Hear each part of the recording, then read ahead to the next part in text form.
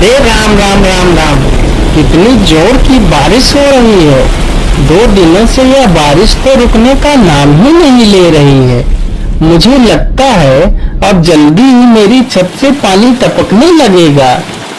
तभी उधर से एक शेर बारिश से परेशान होकर छिपने की जगह ढूंढते ढूंढते उसी किसान की झोपड़ी के पीछे बने तबेले में घुस जाता है, जिस तबेले में उस किसान के कुछ गधे बंधे हुए थे।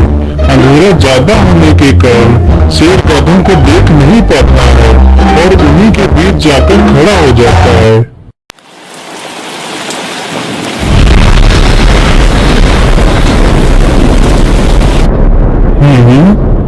यहाँ से तो किसी मनुष्य की आवाज आ रही है। चलो चुपचाप बैठा रहता हूँ, जैसे ही यह आदमी मेरे करीब आएगा मैं इसे खा लूंगा। हाय हाय हाय, यह बारिश कब रुकेगी? ऊपर से यह टपका भी आ गया। अब मैं क्या करूं? इस टपके से कैसे बचूं? इतना तो डर मुझे शेर और बाघ से भी नहीं लगता है जितना डर मुझे इस टपके से लगता है। अरे यह टपका कौन है? मुझे लगता है यह टपका तो मुझसे भी ज्यादा खतरनाक है। अभी तो यह आदमी शेर और बाघ से ज्यादा इस टपके से डर रहा है। चलो जल्दी से मैं यहाँ से निकल लेता हूँ। नहीं तो कहीं टपका ने मुझे देख लिया तो मेरी खैर नहीं है। ओहो, अब मैं इस टपका से कैसे बचूं? चलो जल्दी से मैं अपनी मौसी के घर चला जाता हूँ।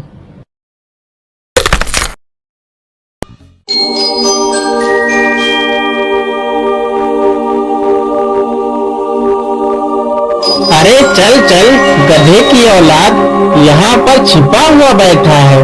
अरे चल जल्दी। अरे ये क्या? जिसका डर तो वही है, ये टपका जो मुझ पर हावी हो गया।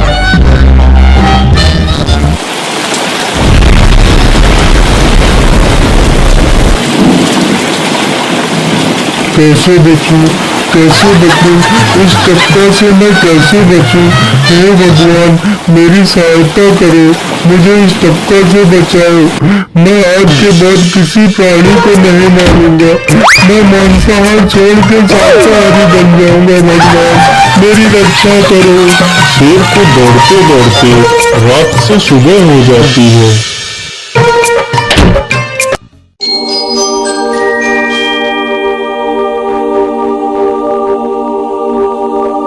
अरे देखो देखो, यह तो शेर की सवारी कर रहा है। अरे हाँ, सच में ये तो शेर की सवारी कर रहा है। इसे तो डर भी नहीं लगता है। अरे उधर तो देखो जरा, यह आदमी कितना बहादुर है। यह आदमी शेर की सवारी कर रहा है। जिस शेर को देखकर हमारी धोती आगे से गीली और पीछे से पीली हो जाती है, यह तो उसकी सवारी कर रहा है। ये गांव के लोग भी ना पागल हो गए हैं जो इस गधे को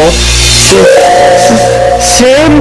अरे बाप रे, यह तो सच में एक शेर है। हे भगवान मेरी रक्षा करो, शेर तो मुझे खा ही जाएगा। राम राम राम राम राम, अब क्या होगा? इस शेर से कैसे बचूं? अरे यह तो एक बरगद का पेड़ है। यही अच्छा मौका है, जल्दी से इस बरगद की जड़ पकड़कर ऊपर चढ़ जाता हूँ।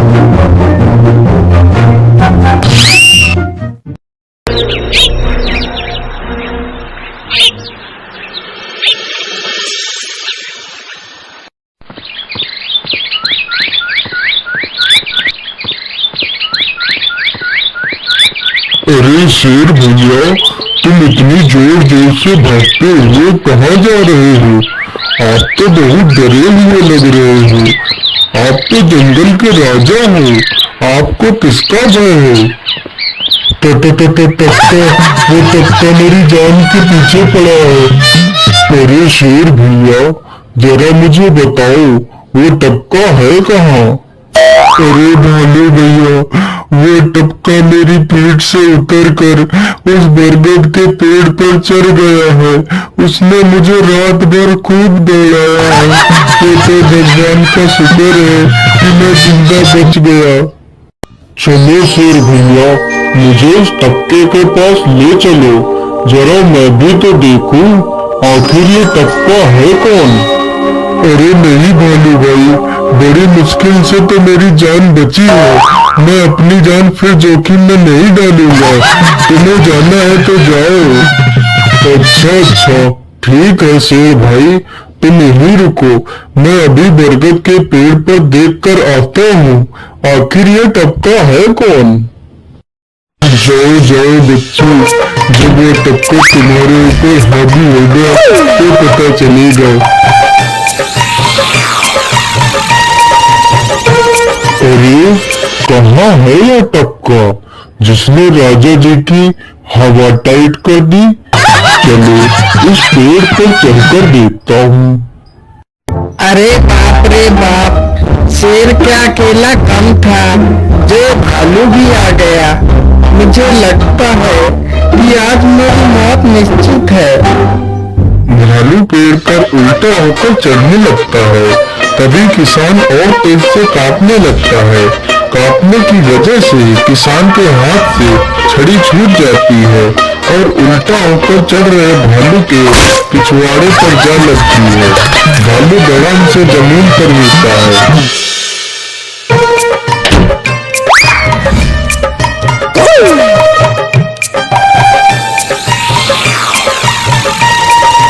मुझे लगता है अब शेर और भालू दोनों भाग गए हैं। चलो अब जल्दी से यहाँ से निकल लेता हूँ।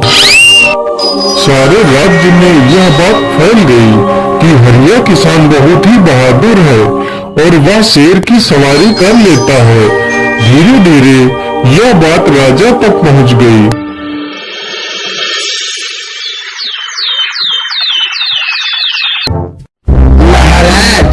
क्यों न हम पड़ोस के गांव से हरिया किसान को बुलवा लेते हैं।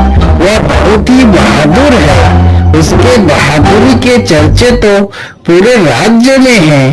मुझे पूरा विश्वास है वह इस काम को जरूर कर सकता है।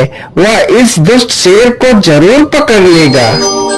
सैनिकों, हरिया किसान को आदर पूर्वक हमारे दरबार में पेश किया जाए।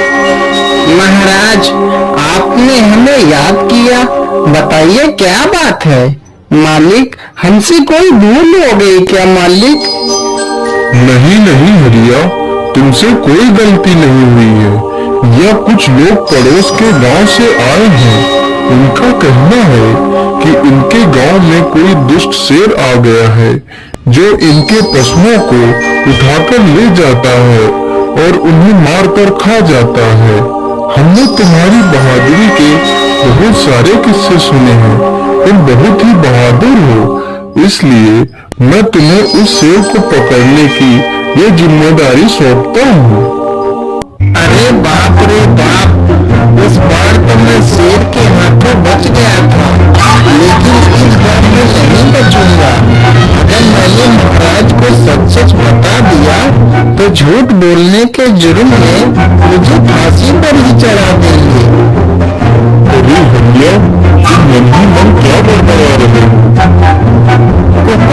कुछ नहीं महाराज, कुछ नहीं। मैं सोच रहा था कि मैं शेर को कैसे पकड़ूं। ये लो हरिया, कुछ स्वर्ण मुद्राएं रख लो, ये तुम्हारे काम आएंगी। क्या करूं, कैसे पकड़ूं उस शेर को? ये महाराज ने भी मुझे कैसी दुविधा में डाल दिया है। क्या करूं, क्या करूं? हाँ, मिल गया। फिर हरिया बाजार से एक रस्सी और एक जाल तथा एक बकरी खरीद कर लाता है।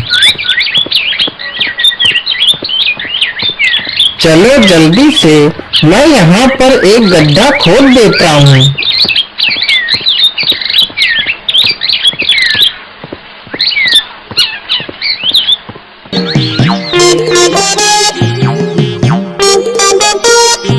गड्ढा तो खोद दिया, चलो अब जल्दी से इस बकरी को रस्सी से बांध देता हूँ।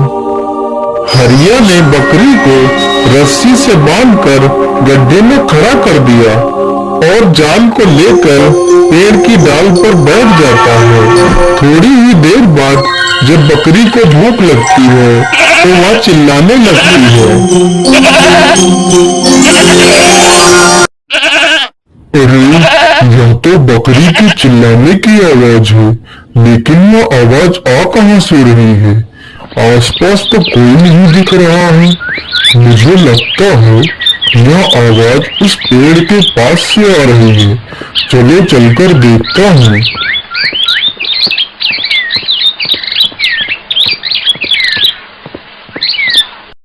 अरे वाह, आज तो शिकार मेरे पास खुद चलकर आ गया। शेर तुरंत ही बिना देर किए हुए गड्ढे में छलांग लगा देता है। तभी किसान तुरंत ही बकरी को ऊपर खींच लेता है और जाल को गड्ढे के ऊपर गिरा देता है। शेर गड्ढे में ही फंस जाता है। यह देखकर गांव के सभी लोग बहुत ही खुश हो जाते हैं।